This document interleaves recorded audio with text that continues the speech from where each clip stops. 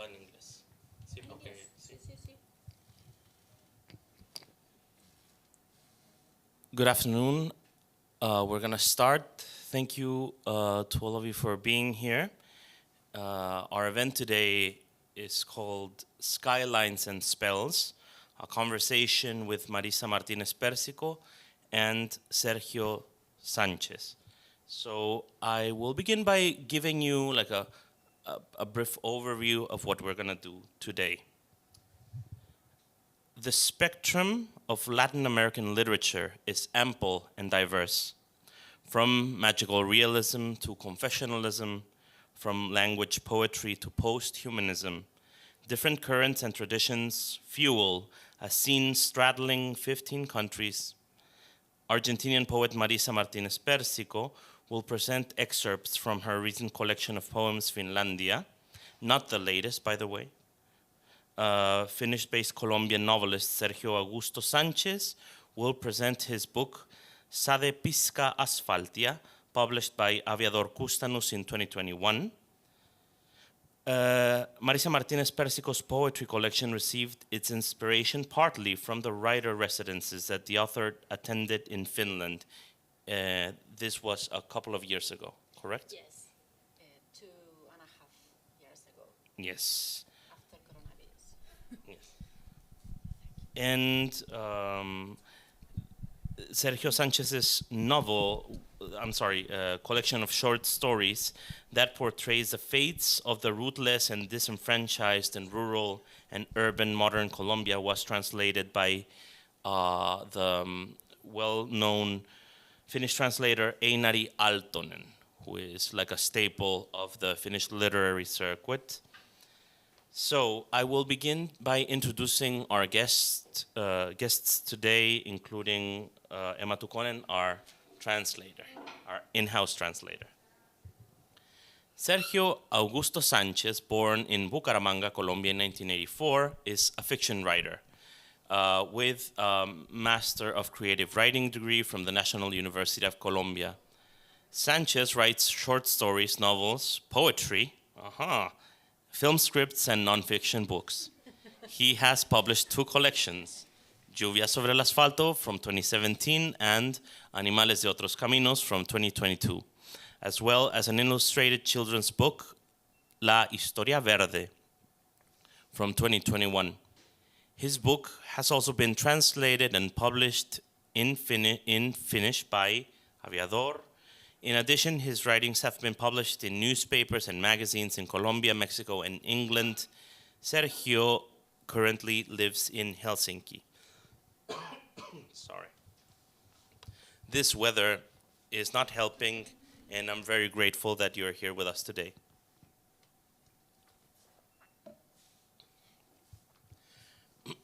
Marisa Martínez Pérsicon, born in Lomas de Zamora, Buenos Aires in 1978, is an Argentinian writer and researcher who has been living in Italy since 2010.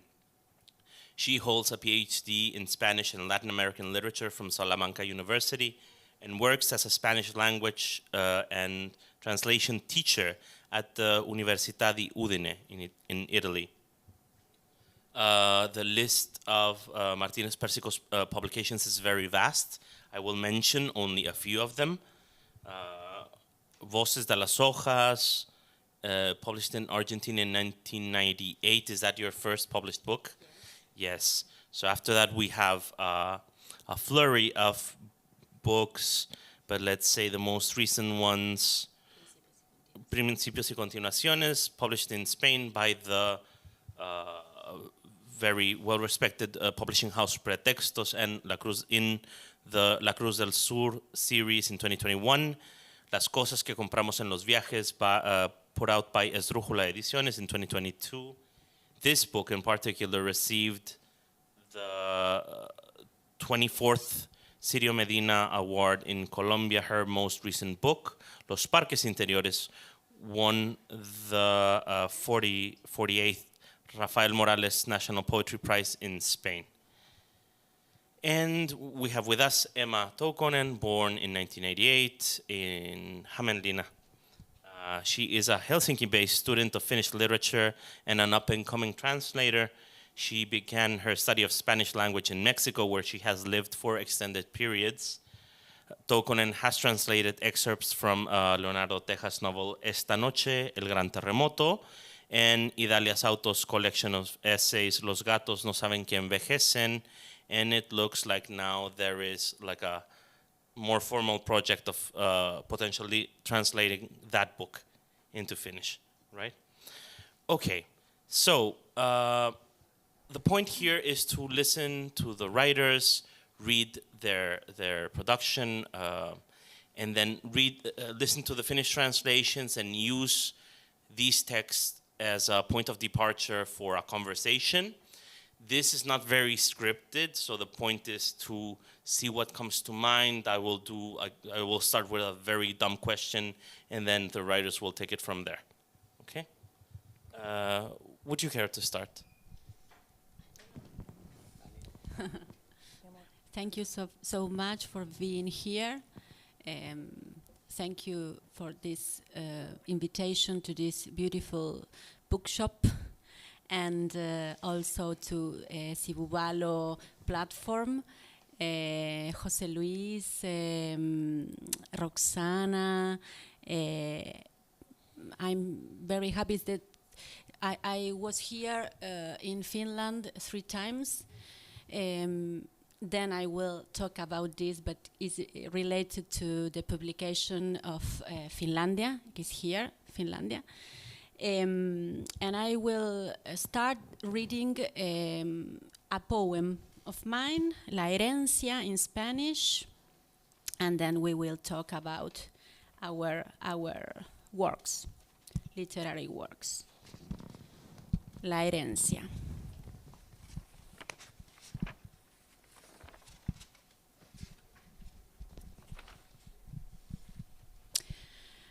La herencia. En el trabajo, una cuchilla eléctrica le cortó un dedo a mi padre. Dicen que levantó su pulgar ensangrentado y lo arrojó a la basura, sin hablar. En casa nos dijo que fue una herida limpia, indolora, ni siquiera sangró.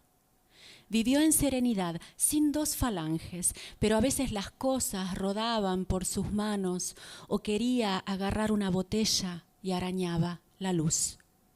Cuando le preguntaban por qué no usaba más el brazo izquierdo, respondía que era esa su forma de tocar, intuir la curvatura de un objeto con su dedo anterior.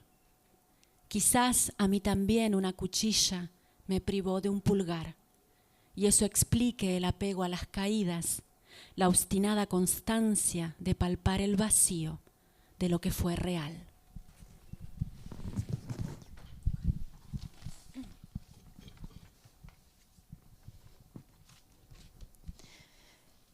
Perintö. Töissä sähkösirkkelin terä leikkasi isältäni sormen irti. Kerrotaan, että hän nosti verisen peukalonsa lattialta ja heitti sen roskiin, mitään sanomatta. Kotona hän sanoi haavan olleen puhdas, kivuton, siitä ei tullut edes verta. Hän eli tyynenä ilman 2 sormiluuta. Joskus tavarat kuitenkin lipesivät hänen käsistään. Tai hän halusi tarttua pulloon ja hapuili ilmaa.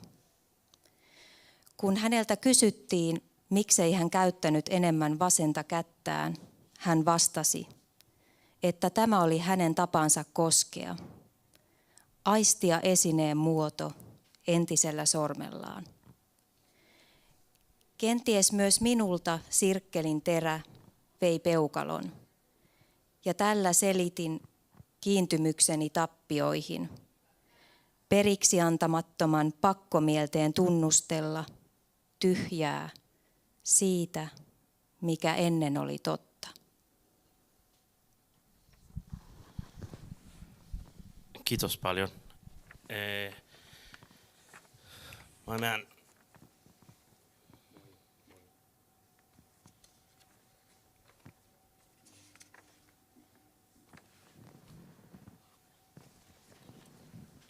Good afternoon to everybody. So this is from a short story that in Spanish is called Cuatro Vientos. Sacó de sus puestos las otras mangueras y las activó. Con una cabulla amarró los gatillos para que no pararan de regar gasolina. Hacía tiempo que el sistema de emergencia estaba dañado y la sucursal de Petromóvil en Valledupar había hecho caso omiso de sus cartas solicitando su arreglo. Se había formado un charco considerable de combustible cuando se alejó de ahí pedaleando. Llevaba consigo la caneca llena que dejaba rastro a cada vuelta del pedal. Pasó por la cantina, pero del otro lado de la autopista, y quiso gritar algo poderoso, pero no le salió. Solo atinó a gritar, «Yesenia, hijueputa». No supo si ella se dio por aludida. Escuchó algunas risas que venían de allá y con eso se conformó. Al llegar al final del pueblo por el norte, James observó por última vez el mercadillo persa a ambos costados de la autopista y encendió completa la caja de fósforos que llevaba encima. El caminito de gasolina se encendió y las llamas corrieron desesperadas. Yesenia sí había visto pasar a James, o al menos su sombra en bicicleta, yendo hacia el norte. Luego vio el fuego en sentido contrario, como si fuera pasto, recorriendo el camino de vuelta cada vez más rápido. A James se le prendió el pantalón, pero pudo apagárselo rápidamente con un trapo. La quemadura le serviría como un recordatorio de aquella noche. Comenzó a pedalear con fuerza para alejarse lo más rápido posible y mientras pedaleaba sentía cómo el viento se había hecho más bravo y le llevaba a la nariz el olor a carne asada de su pierna. Pero no era solo la suya, porque una vez explotó la estación de Petromóvil, el viento se encargó del resto. Una a una estallaron las casas repletas de gasolina pirata, los camiones cisternas de choferes avivatos, los contrabandistas y las putas, los niños condenados y las iguanas. El fuego consumió rápidamente todo lo que había sido y no sería más, un pueblo maldito al lado y lado de la autopista. James Brown Rentería pedaleó con más fuerza y seguridad porque el resplandor del pueblo en llamas a su espalda le iluminaba el camino. Ahí les dejo todo, pensó. Al final de la semana, con algo de suerte y mucho pedal, James Brown Rentería conocería el mar.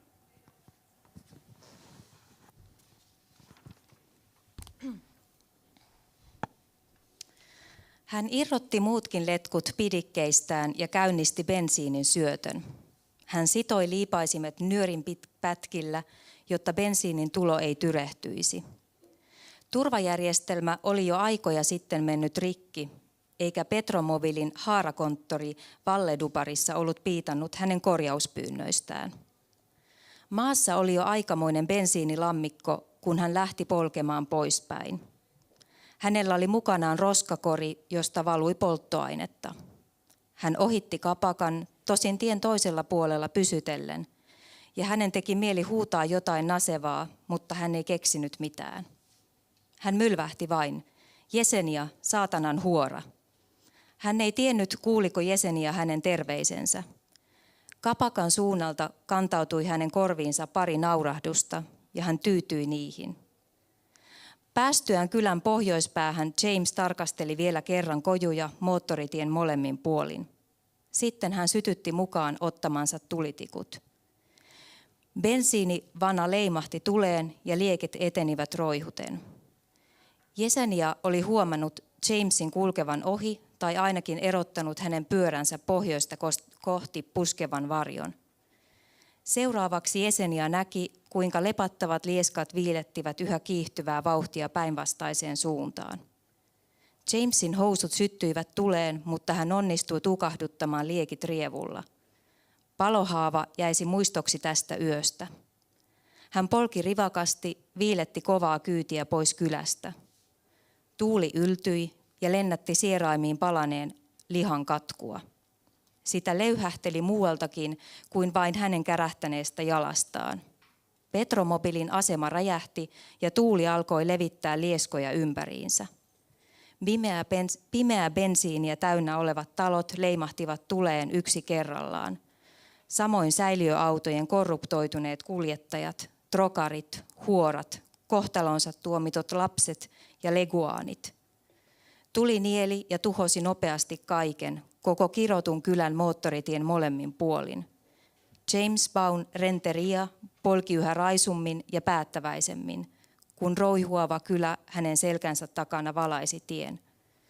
Pitäkööt hyvänään, hän ajatteli. Rahtusella onnea ja ankarasti polkemalla hän näkisi viikon päästä mereen.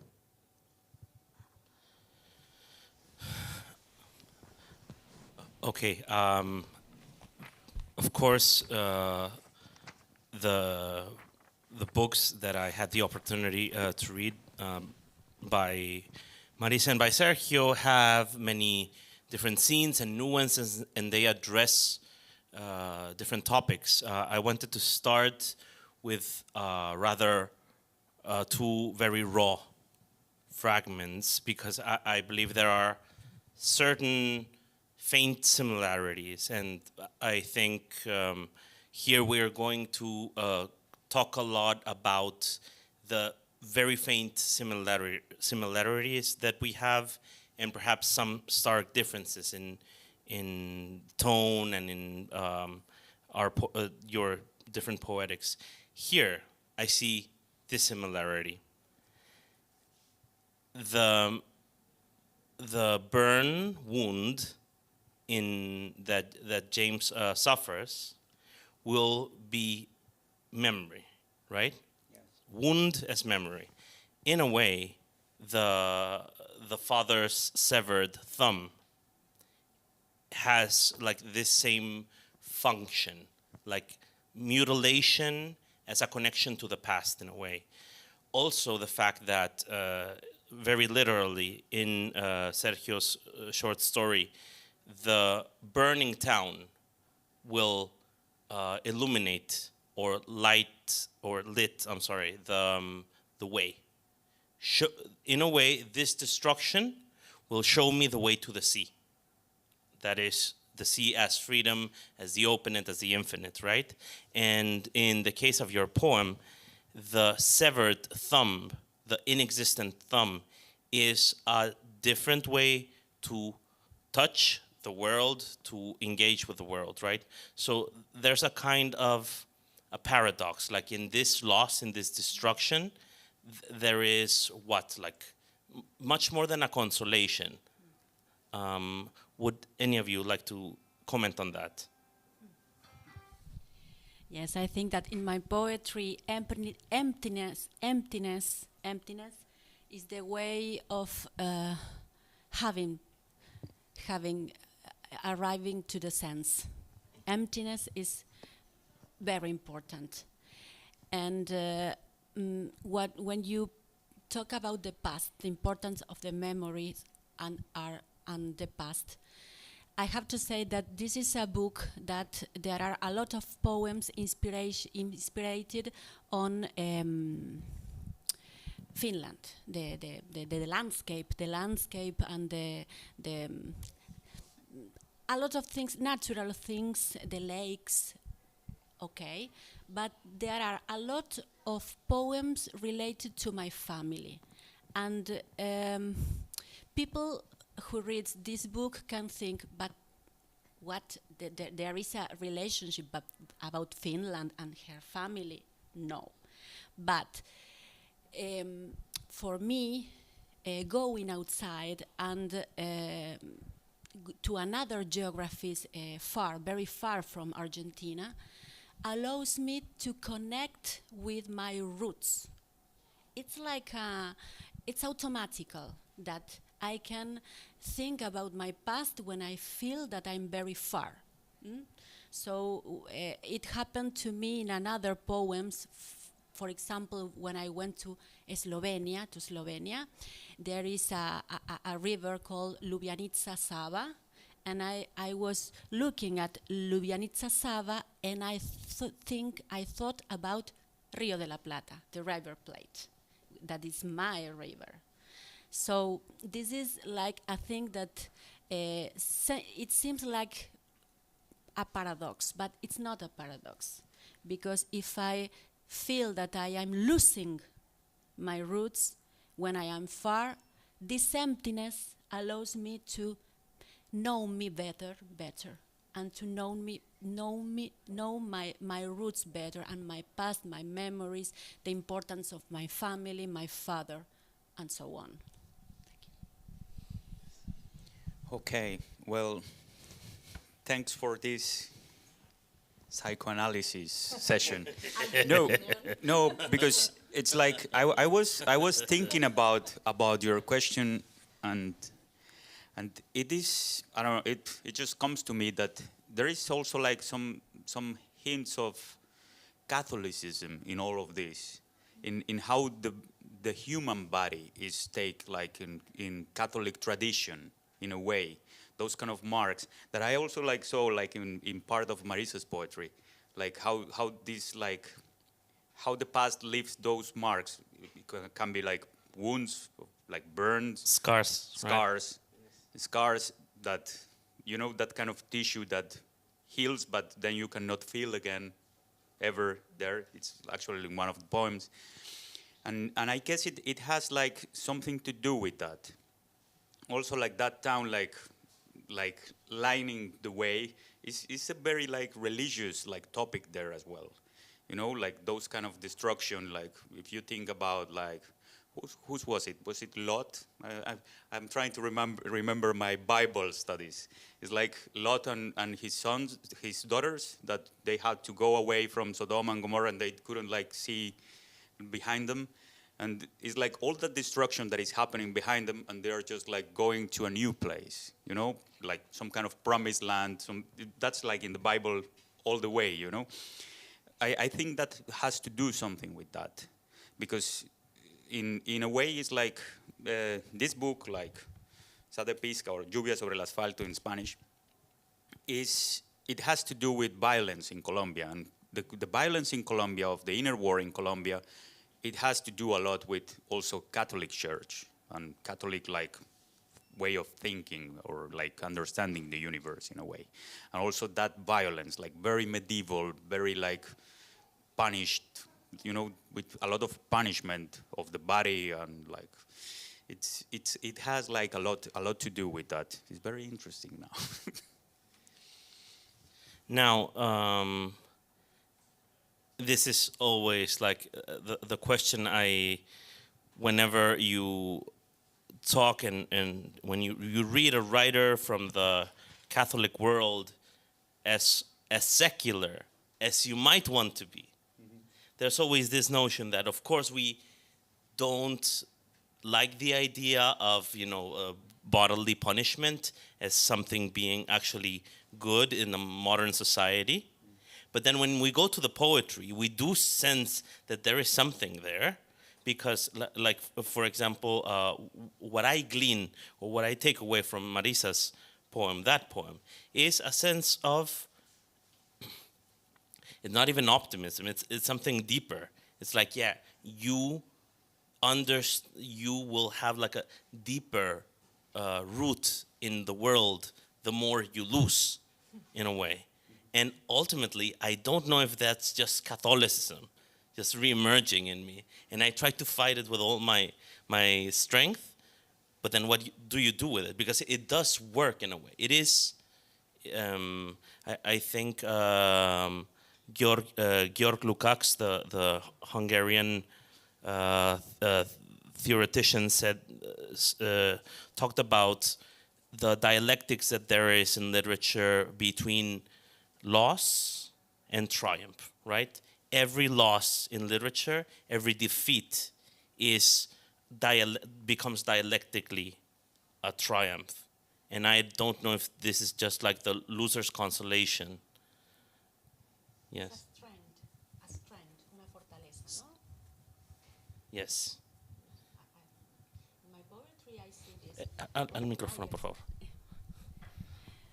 Because writing is a triumph.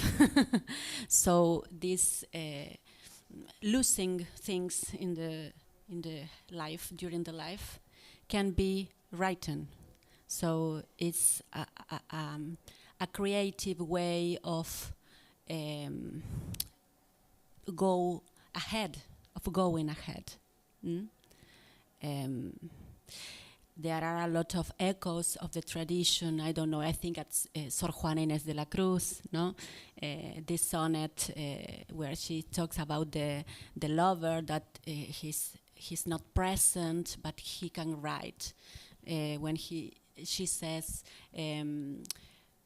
que no, I don't remember the three last verses about this poem to the lover that is not present, but she has the fortune. She has the fortune to write. She can write this thing, and it's a way of triumph. This thing, I don't know if it's religious. I read mystical poetry. I have to say that San Juan de la Cruz, for example, he talks about the night that can open your eyes. So the night and the difficult can give you a way of to see a way to see the life in a te da fuerza, digamos. Excuse me for my English, but I live in Italy, so in my head I have Spanish, Italian, and English, and sometimes it's difficult to express with three languages in my head. But I think that you are right, that emptiness and that these things that can be in the life, they can be very hard, but in the poetry for writing, they are a good way of going ahead.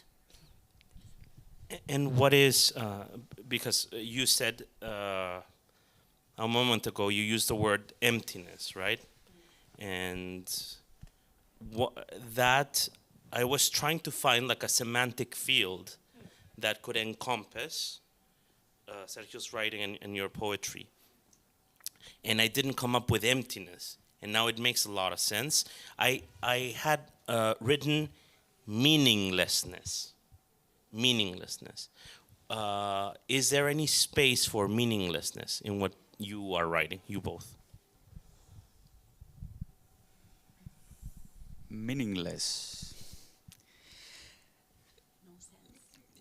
Nonsense, meaninglessness. No, meaningless, insignificancia, no? Insignificancia. Sí. Meaningless. I try to. This is a very complicated one. I mean, there is like maybe the second movie of Sergio Leone. Like, is it Fistful of Dollars for a few dollars more? Mm-hmm. You know, for a few dollars more. It starts with a quote that says like, "When life has no meaning, death has a price." Or something like that. I think, if I remember correctly, that's the quote. And that's what happened, actually, in Colombian War.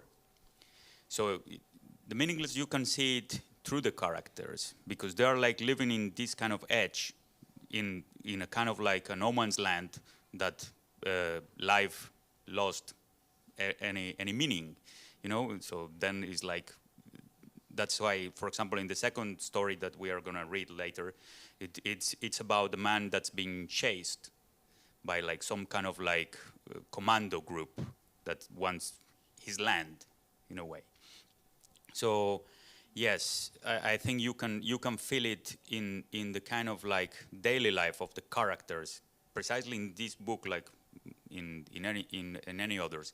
That kind of pessimism and that kind of feeling that your life has no meaning, but also that has no worth, in a way, which is like makes the difficult part of the narrative there. And in a way, in this book, what I tried to do was like following that idea of Garcia Marquez when he talked about like that Colombian writers should talk about violence through the eyes of the ones that actually survived. Because they focus like a lot in the dead people, but it's like, no, the ones that survive the war is the one that have to be, the ones that have stories to be told. And that's what I tried in this book, in a way. I think that sometimes I try to write about big topics, but through small things. Yes. Yes. A coin, a drop, a flower. And this is like the first step. Then I want to deep about and to reflect reflect about these big things related with big topics, solitude, love, death. So yes, I reconozco que es así. It's like this that you said. Daily things, daily experiences, small things can give us like from the small dimension. It allows me to talk about another big things because I don't want to have a discourse very the history. I want to reflect the history through the daily life of people. I think that the reader can feel that this poem could be a story that can happen to him or her, no? So for me, it's the best way for denounce, for example, and to talk about the history through the daily life of people. Yes. I agree, and actually, that poem that you read, I asked you to read it because it reminded me a lot of my own father's story. With like this electric saw. My dad has sewing workshop. He has not lost a finger. However, he has a lot of scars, like many close calls, almost getting close to losing a finger, but not losing it. And you know, this is the kind of pain. It's very normal to write a poem about a dead parent, right? But those moments, it's not the entire catastrophe. It's just a sign from the universe that you're next, in a way, right? In the poem Esta Claridad, you say, we now know that life is defined by its breaking point, and we build it in the resulting hollow. So there, when you talk about breaking point, are you referring to that same kind of everyday incident? It's related to the idea that we have when we are very young, that relationships and life must be perfect. But then you realize that you have to build from these bad experiences. And you can build in a more authentic way, because life is this. Life is negative and positive things, not perfect relationships, perfect parents, perfect work. No, it's not like that. The real life is another thing. So you have to do with this. I don't know if you want to that I read it in Spanish. It's very small. Yes, and I will apologize for our Finnish-speaking audience because we don't have a translation for this poem in particular. Esta claridad. Vos y yo queríamos cambiar el mundo, pero ya no encontramos el ticket de devolución. Ahora sabemos que la vida se define en su punto de fractura y la construimos en el hueco que se forma. Okay, how's about we do the second round? Okay. Yes?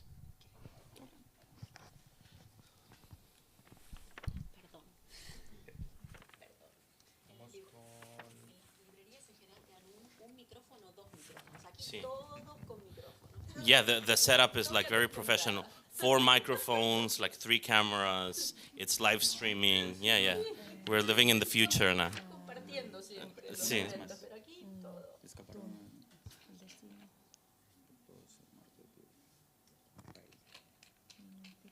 I would like to use this moment to thank also Rosebud Kirjakaupa that always hosts our events in this beautiful space. We said last week that we feel we are growing with them.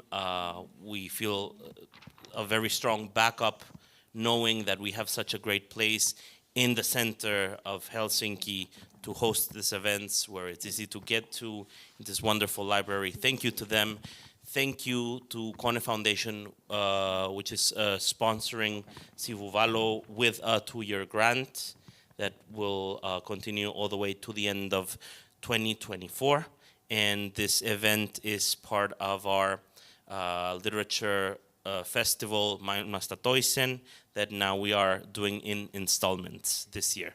Are we ready? We are. All ready. Okay. El río. ¿Para qué le servía a él un río si a duras penas sabía nadar? Por un instante se sentó sobre una piedra, le dolía el pie. Lo metió en el agua para que el frío le ayudara a sentirse mejor. Solo quedaba tratar de nadar hasta el otro lado o incluso dejarse llevar por la corriente, jugar a no ahogarse. Vio que más adelante, pegado a las piedras de la orilla, había un tronco. Se acercó y descubrió que era un muerto. Al principio se asustó, pero luego interpretó que el río le había mostrado su única salida. El cuerpo de un hombre mayor que él estaba algo hinchado, como si llevara varios días en el agua. Haider Pelaya no lo pensó 2 veces. Se puso los chocatos del muerto, pero no se atrevió a empelotarlo, en parte por respeto, en parte porque ya de joven había visto ahogados y la idea de que el difunto se reventara mientras trataba de quitarle el pantalón le puso los pelos de punta. Y sin embargo lo empujó suavemente hacia la corriente crecida del río. Se colgó de la pretina del muerto como si fuera un flotador. Comenzó a patalear. Escuchó unos disparos que venían desde la orilla y alcanzó a ver las balas volando sobre su cabeza, otras que levantaban agua cerca de él. Pero la crecida se los llevó a los 2. El grupo de asesinos que lo perseguían se hacía cada vez más pequeño hasta que ya no lo vio más. Escuchó otro par de tiros, pero el río se lo llevaba rápido. Los 2, el muerto y el vivo, escaparon una vez más. El capitán cayó al agua con un tiro de gracia en la nuca. Sus hombres, excepto Flores, seguían intentando hacer diana con Haider Pelaya que se les escapaba con la corriente del río de la Magdalena. Agarrado del cadáver de un ahogado. Finalmente fue el mismo Flores el que dio la orden de alto al fuego y vio con alegría que Pelaya desaparecía en el horizonte, para bien o para mal. Joki. Mitä apua hänelle oli joesta, kun hän tuskin osasi uida? Hän istahti hetkeksi kivelle, jalkaa särki. Hän työnsi sen veteen, jotta kylmä vesi helpottaisi jomotusta. Hänellä ei ollut muuta neuvoa kuin yrittää uida vastarannalle tai antautua virran vietäväksi ja toivoa, että pysyisi pinnalla. Hän huomasi edempänä rantakivien väliin juuttuneen puurungon. Hän meni sen luo ja huomasi, että se olikin vainaja. Ensin hän säikähti, mutta sitten hän tajusi, että joki tarjosi hänelle ainoan mahdollisen keinon paeta.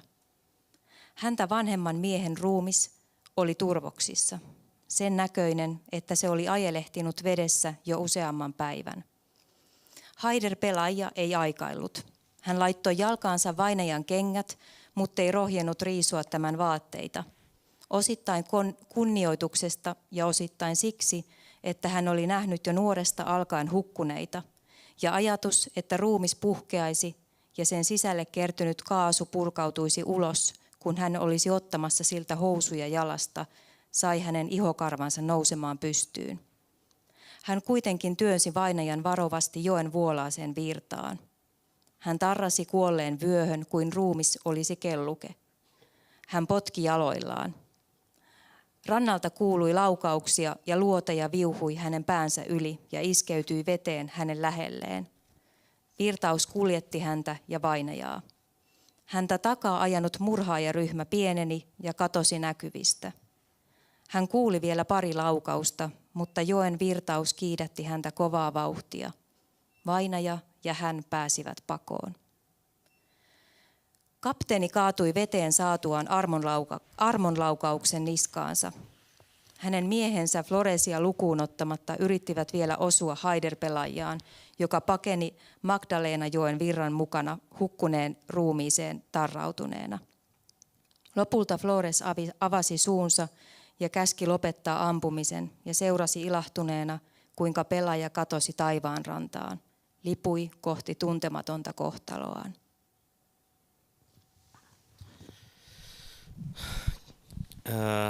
Thank you, Emma. I would like to mention again that is Einari Aaltonen's translation.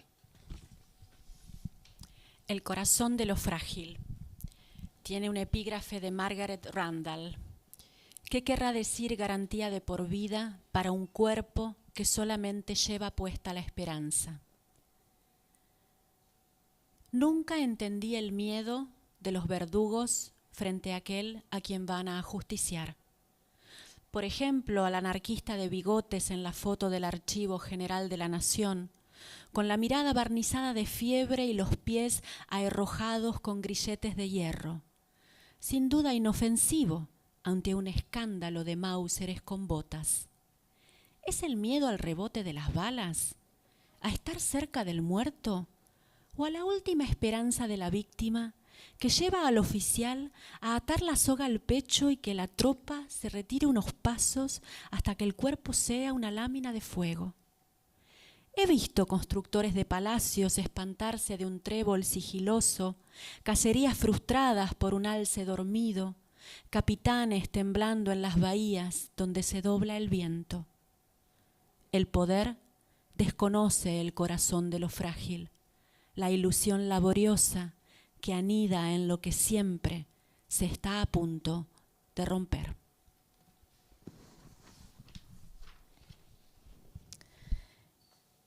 Heikkouden sydän. En ole koskaan ymmärtänyt pyöveleiden pelkoa teloitettavan edessä.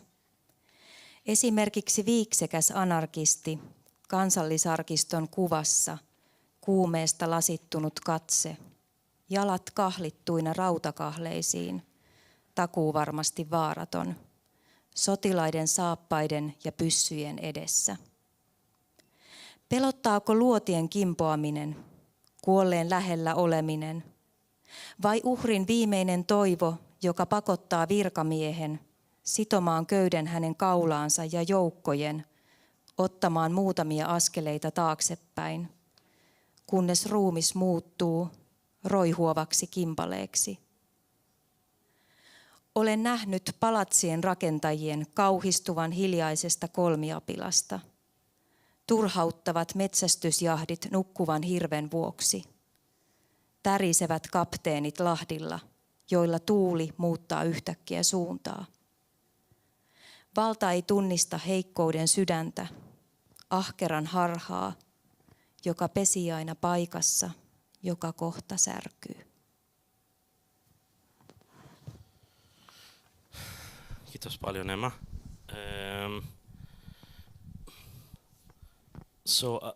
Because Sergio read first, I have a question for him. I mentioned to you that this scene where fleeing man uses a swollen corpse in the river as a floater and is in a way saved by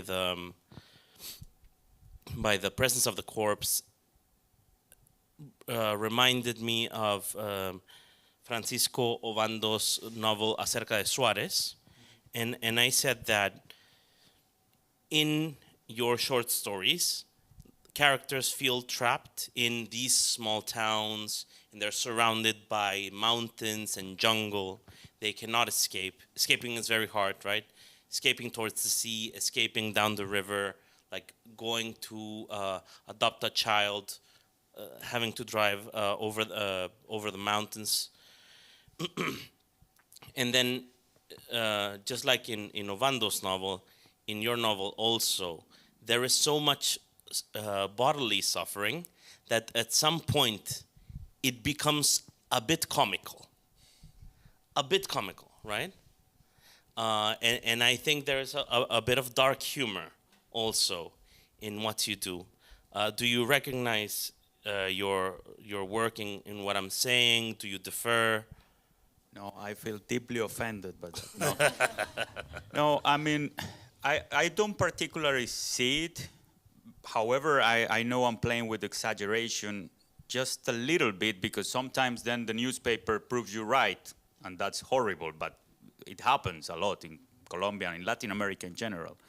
It's like, I do remember that there was like, during pandemics, there was like an explosion of like people who was trying to steal gasoline from some trucks, and there were like, I don't know, like 80 wounded people in the same kind of road and the same kind of town that I describe here.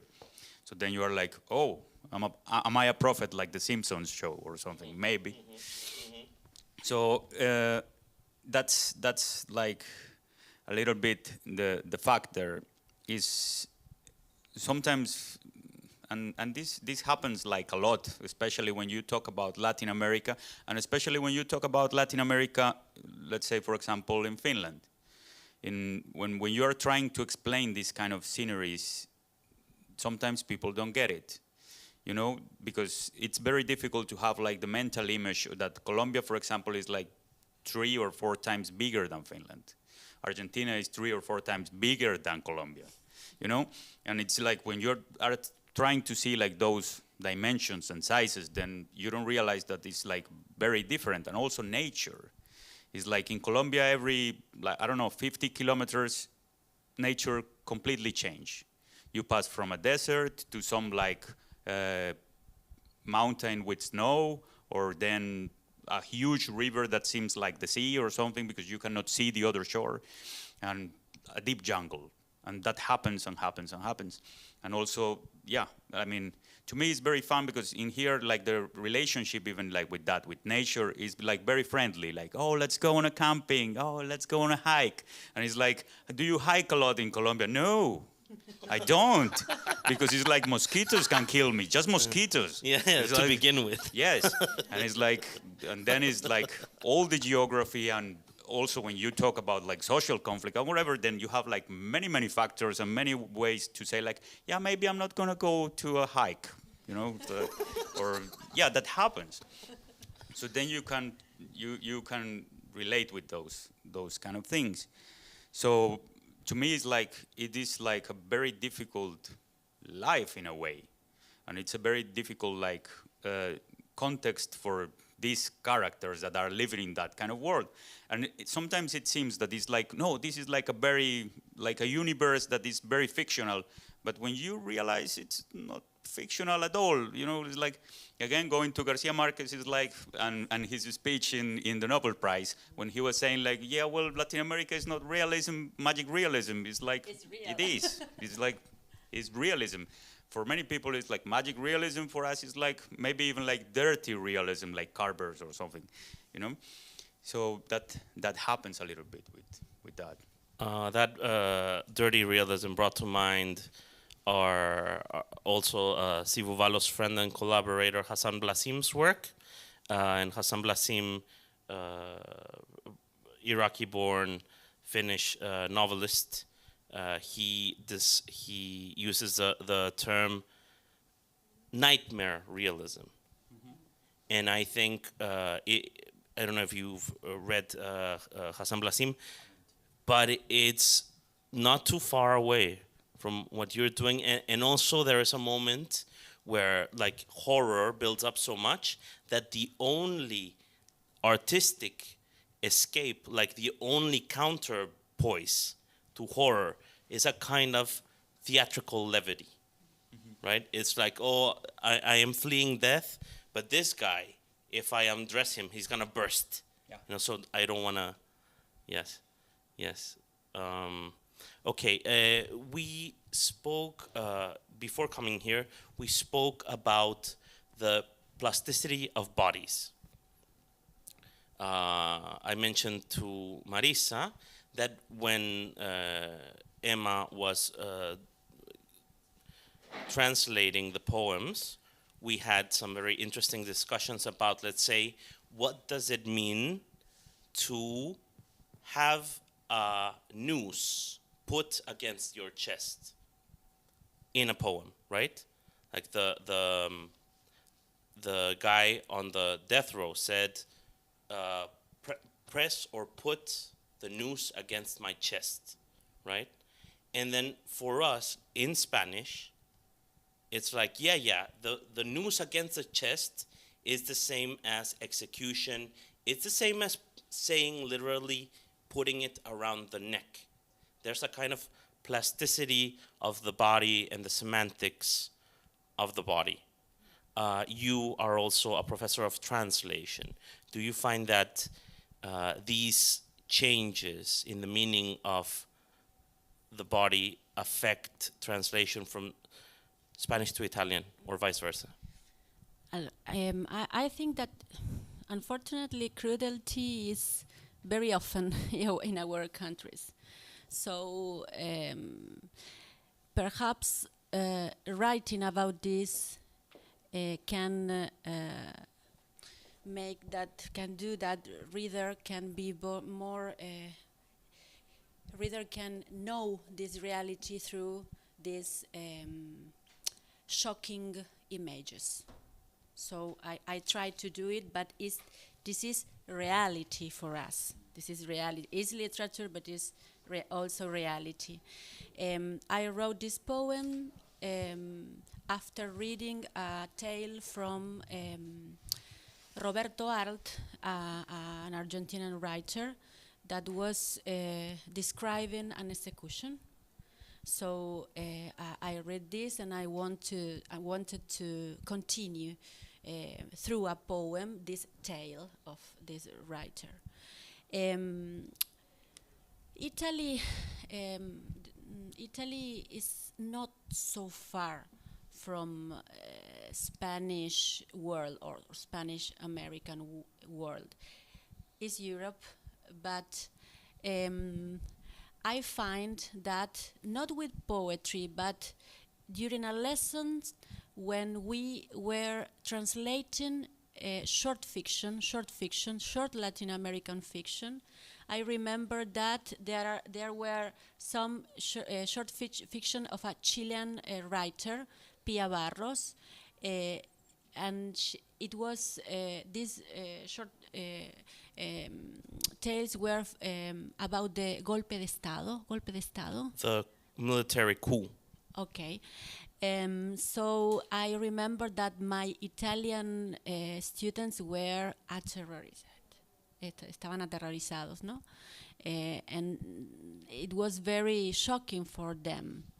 And I explained them that in translation, in the target language, we have to respect the effect. The effect is important. We don't have to change the shocking effect in the reader. So Italian students had to translate these tales using this kind of words that perhaps they use euphemism to describe this reality. But in translation, there is a principle. No, it's like it's very important to think about, to respect the effect in the target culture, in the target language. I don't see the same differences that you told me when you were translating into Finnish. For example, this thing you told me about to touch the air or touch the light. No? Because your image, if I tried to on the fly translate it into English, would be something like pawing or scratching light. Scratching light. Yes. For us, that we live in countries where the light is 12 hours a day. Almost excessive. Almost excessive. We have a lot of light in our countries, Colombia, Argentina, Spain, and I can understand that reality here is different. So perhaps this image is for a Finnish person, people, is not so usual as for us. So I understand that you have to think about the Finnish reader. So it's okay to change these words. But with Italy, it's not so different.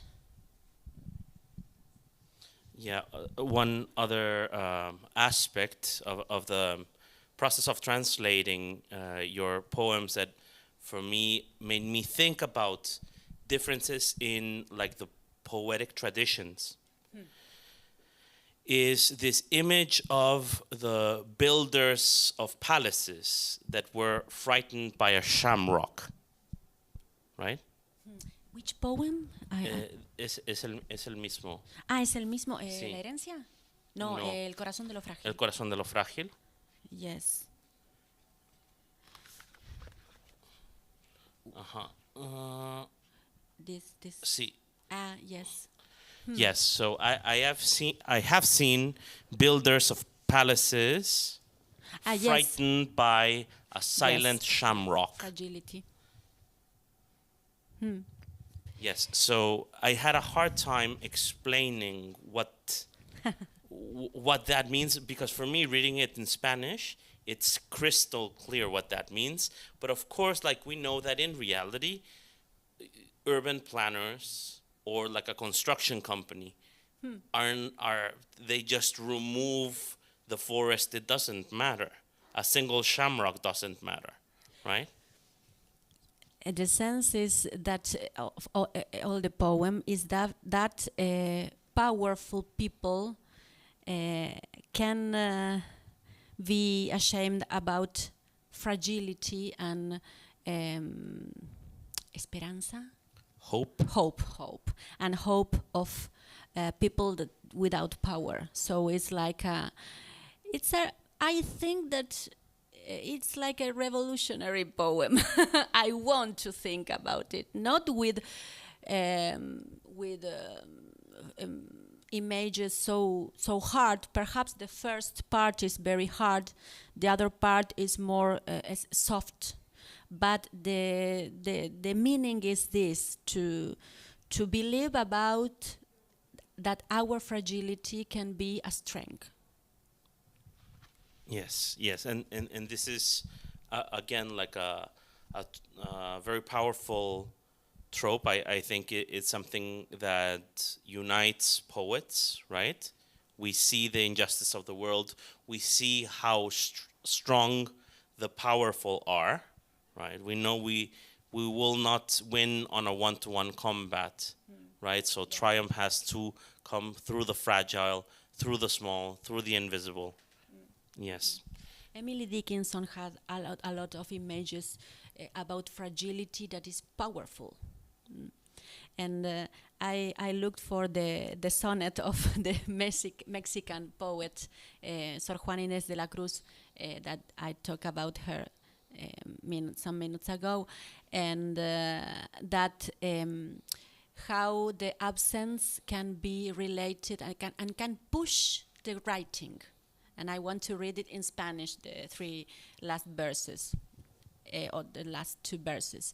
Poco importa burlar brazos y pecho si te labra prisión mi fantasía. So through the fantasy, we can have things because we have the memory, because we have the words. No, it's a way of not losing everything. Okay, I have one final question, let's say for this segment, and then we can wrap up. We have some wine, and we have time, so I would invite you after we wrap up here. We can mingle for a while, have a drink, chit chat. The authors will be here with us. So Sergio is living in Helsinki. He is participating in Sivuvalo's creative writing workshop, and we've had the opportunity of reading a few of his newer short stories that have Finnish setting and let's say even like Finnish problems, right? How is that working out for you? Like, Well, right now it's like I'm very interested in doing this. I mean, I've been working on a novel since like some time ago that has to do with this kind of intercultural exchange of characters that is like based on a short story by Hernán Casiari, which is actually also like opening Marisa's book. That is called, sometimes it's a log or sometimes it's Finland, so something like that is the title. But right now it's like I'm pretty interested in my, of course, not like an auto-fiction, like a self-fiction or whatever, but it's like my new situation of migrant, of being an immigrant in Finland has like many points of view, because I'm having like a lot of time and also like a lot of struggle with bureaucracy. You know, because it's like quite a process, like integration and whatever, and then seeing like also like all the changes that are happening in the country at the same time, then also in the world, because now we are like in a very difficult situation and that's global. But yes, it's very interesting because cities, like how cities function, have been always like some kind of an obsession to me as a creator, let's say. And Helsinki has like a very particular rhythm and has like many new features that I'm like trying to enjoy and to observe and to use as a whole. And also like Finnish society, as I was on exchange here like in 2001, and then I came back like many times, and then I was translated here, and then I found love here. I got married with a Finnish woman. Who's there? No, okay, but and then it's like you start like seeing also like the evolution of the country, because the first time I was here, everybody was like, I'm really pissed because we are gonna lose marka, and now we are gonna have these euros that, and then like many years have passed after that, and then you have like, well, we are pissed because we are going into NATO. We are, you know, it's like I've seen all the evolution of the kind of like angry moments of the society, and also like the achievements and the differences. It's like the first time I was here, Tarja Halonen was president, and to me that was like so progressive. It's like, wow, a woman president? Wow, that's like the future, and it felt like the future. And then when I was translated, it was Sanna Marin's time, so it was like also like, oh, great. And now we had like some change in the government, and it's like, interesting. You know, I don't want to get too political, but yes, I mean, it's like it's a very interesting thing to start like creating now from here, and using also topics from here. It's like my latest short story book is Animales de Otros Caminos in Spanish, and it's going to be translated and published here next year. But it's a book of short stories about my city, Bucaramanga, in Colombia. So it's going to be like very interesting how that works here. And I would like to do like something as a twist, also talking about Helsinki, to see if that works in Spanish, but who knows. And to finish, Marisa, you dedicated an entire book to Finland. So because I know you travel a lot, right? You don't have a book titled Italy, for example, that I know. No. So why Finland? It's a long story, and I hope I can explain it in English. So I have a daughter that she has 12 years, and when she has 5-6 years, I thought that it could be a good idea to look for a writing residency, a scholarship, writing residency. And I tried with Spain, I tried with United States, and it was not, they didn't give me this scholarship. And I think about why, if couldn't understand good. Perhaps this project, it was not interesting for them. Okay. And a friend of mine won the scholarship to Spain, the same scholarship I present my project. And I told him, very good, I'm happy for you. I tried to do this, but with this institution, and they didn't choose me. And he told me, no, but if you have a daughter, you won't have this scholarship because they choose a woman or man or woman that has not a daughter or not. What? Yes, but I have the form. It's I have the disgusting. form, but I have the form, and then they asked me if I have children. And then I obviously I felt very bad about this. And I saw that Finland has a scholarship of writing residence. And I thought, if I don't win it in Finland, I won't win it in my life. Because in Finland there is a first minister woman, a lot of ministers woman. So I tried and I won it. I won the scholarship and I was really happy. But they told me that I won on this December 19. So coronavirus started on February 2020. And I thought, I can't do a writing residency. No, Yes. it's impossible for me. But the foundation wrote me that obviously I will do this in the future where coronavirus was finished. And then in Italy, I imagined Finland. It was supposed that I have to come on May 2020. I couldn't do it, but in my home in Italy, I started hearing Sibelius and looking to YouTube the lakes of Finland and the culture of Finland and a lot of things, and I imagined Finland from my home during the coronavirus. So I wrote this book that it's a book about pandemic situation of being in my home without going to the supermarket, but imagining Finland.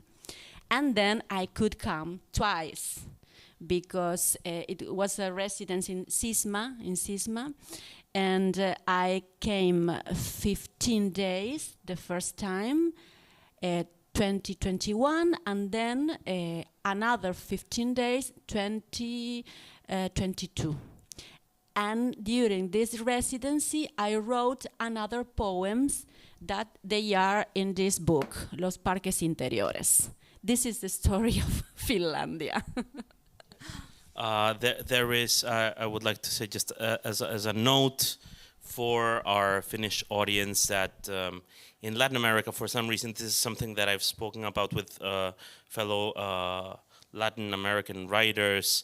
There is this vision of countries that feel just out of our reach. No one in Latin America has ever written a poetry book with the name France, for example, right? Because France feels within reach. But then my friend, this guy, Esteban Catalán, the Chilean novelist, he has a book of short stories called Slovenia, for example, because Slovenia feels out of reach, right? And I think it might also have to do a bit with that. I remember being in 2010 in Finland for the first time, and I really felt off the grid. And that is just like automatically poetic, right? It's so powerful. It's very hard to decipher. You don't know what anything means. I was trying to read about Finnish history and Finnish poetry in Spanish translation, but still it felt like I don't understand anything. And again, going back to the emptiness, right?